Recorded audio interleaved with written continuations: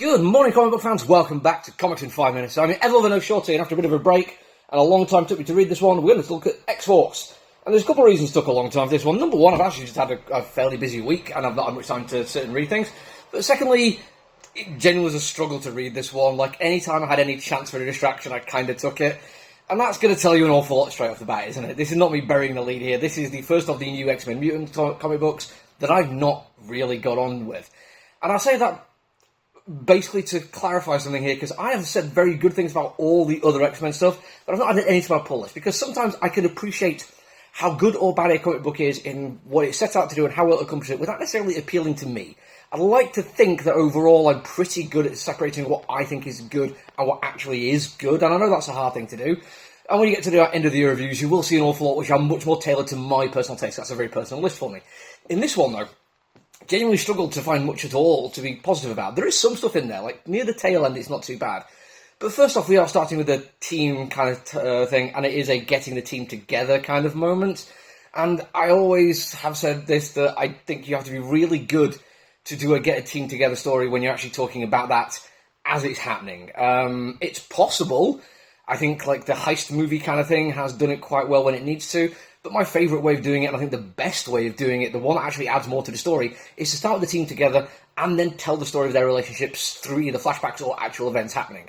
This one, there's just too much of that, like, why everyone's joining, and it feels like it slows it down, to the point that two of the team members have an entire page where they say they're not turning up, then several pages later, surprise, surprise, they turn up. And it feels like that's two entire pages wasted, which should have been used on anything else. Added to that, it also is a comic book which has a mad science magic MacGuffin as its plot device, its main primary plot device. And I can't criticise that in and of itself too much. I'm a Doctor Who fan. Criticising magical science MacGuffins would be massively hypocritical.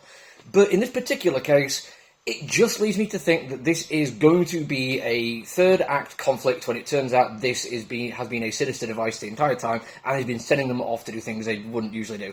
And when I say sinister, that doesn't mean big S sinister. Although maybe he's a total bitch, he might be doing it, who knows.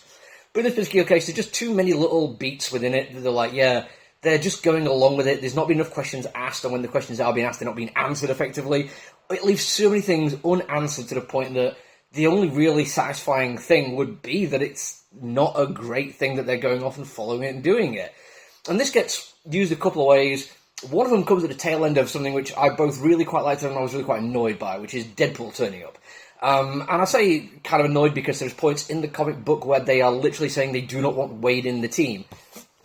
That Wade, right there, on the cover. And then, shock horror, he turns up. I mean, who could have thought that that was going to happen? Including a heist movie-style flashback to the reason why he turns up, which, again, totally unnecessary. He's on the cover. We knew that was going to happen. But because he's on the cover, that really kind of highlighted just an issue with how they've done the entire storytelling thing from the cover downwards, because last month, and I think maybe still carrying on a bit, Marvel has been doing the Deadpool variant cover thing, so all the comic books have had a variant which had Deadpool on, and I'm like, yeah, you could have done that. Just have him only appear on the variant one, that'd work quite nicely. Maybe do it as a spoiler variant, but make it really obvious that it's Wade Wilson. That would work, and it'd be funny and fourth wall breaky kind of thing, which fits very nicely into it. But then he does turn up, and he's kind of cool, he's funny, he's written quite well, there's quite a nice joke about a movie crossover, which is very well timed. And then the way of defeating the big bad guy at the end is by feeding it Wade, whose cancer will be killing it, because as he's being dissolved by the monster, Wade and his cancer keep regenerating, and the cancer keeps doing damage. And I'm like, yeah, okay, that's actually pretty cool. That's a well-thought-out way to deal with what was a very effective big bad monster where it didn't seem there was going to be a way to defeat it because of how it attacked and ate things.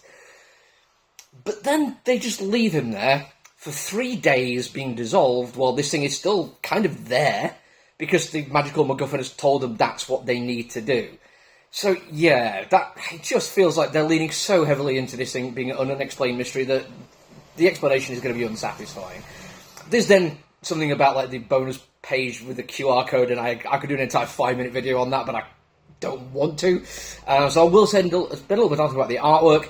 It's fine. It's Marvel style. It's good Marvel style. I didn't think the combat sequences were as effective as I've seen other people do it, but the character stuff was pretty damn solid. All the character designs were good. First appearance was cool. Works with costume, and when the costumes got damaged and were in use, all pretty good kind of stuff. But it's not even middle of the road for me. This is the first one, as I say, which I've not had much positive to say about it, and the positive things come at a cost. So, yeah, this one is not for me, I'm afraid. But that is it for me for this week. I'll be back next week. Until then, look after yourself, everyone. Stay safe. Bye!